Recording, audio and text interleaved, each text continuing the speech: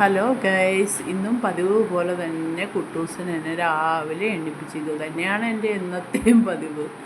അവൻ രാവിലെ എണീറ്റിട്ട് രാവിലെ ആ കതവ് തുറന്ന് കൊടുത്തിട്ട് നമ്മളകത്ത് പോയി പിന്നെയും കിടക്കും. പക്ഷെ അങ്ങനെ ഒരു ദിവസം അങ്ങനെ കിടന്ന് ആ നെറ്റിൻ്റെ കഥ കാണേ, അപ്പോൾ അതിങ്ങനെ തുറന്ന് അങ്ങോട്ടിട്ട് കഴിഞ്ഞാൽ എന്തെങ്കിലും കയറി വന്നാൽ നമ്മൾ കാണാനോ അവൻ നോക്കത്ത് പോലുമില്ല. അങ്ങനെ ഈയിടെ ഒരു പ്രാവശ്യം ഒരു കുഞ്ഞ പാമ്പ് കയറി വന്നതിന് ശേഷം അകത്ത് കയറി കഴിഞ്ഞിട്ട് ഞാൻ കണ്ടില്ല.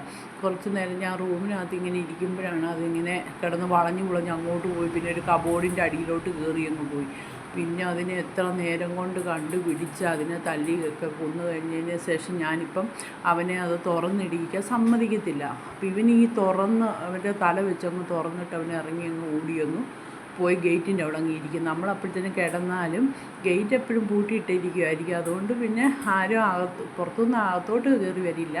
എന്നാലും നമുക്ക് ഇങ്ങനെ ഇഴജന്തുക്കളെയൊക്കെ പേടിയുള്ളതുകൊണ്ട് എനിക്ക് പേടിയാണ് ഭയങ്കര. അതിന് ഞാൻ അവനെ വഴക്ക് പറഞ്ഞിട്ട് അവനോട് വഴക്ക് പറഞ്ഞാൽ അവനും മനസ്സിലാകത്തില്ലല്ലോ. അവനങ്ങ് തുറന്ന് ഇറങ്ങി ഗേറ്റിൻ്റെ അവിടെ പോയിരിക്കും. അവനൊരു കൂട്ടുകാരനുണ്ടല്ലോ, കൂട്ടുകാരനെ കാണാൻ വേണ്ടിയായി പോയി ഇരിക്കുന്നത്.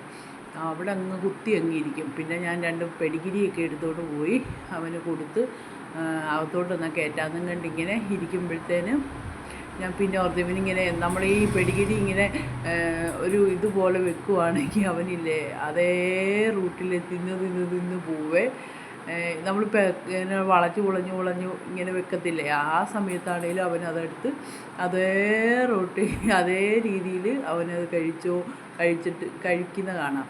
നല്ല രസമാണ് അത്.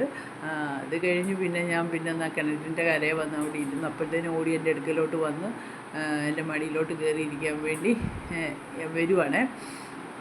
പക്ഷേ ഇന്നലെ ഇവനെ ഞാൻ പുറത്ത് കൊണ്ടുപോയതിന് ശേഷം എനിക്ക് മനസ്സിലായത് എന്താണെന്ന് വെച്ചാൽ അവന് ഈ വീടിനുള്ളിലെ ഈ പരിസരമൊക്കെയാണ് അവന് ഇഷ്ടം. അവന് വെളിയിലോട്ട് കൊണ്ടുപോകുന്ന ഭയങ്കര എന്തോ ഒരു വെപ്രാളമോ പേടിയോ ഒക്കെയാണ് അവന്. അപ്പോൾ അവന് ഇത് തന്നെയാണ് ഇഷ്ടമെന്ന് എനിക്ക് മനസ്സിലായി.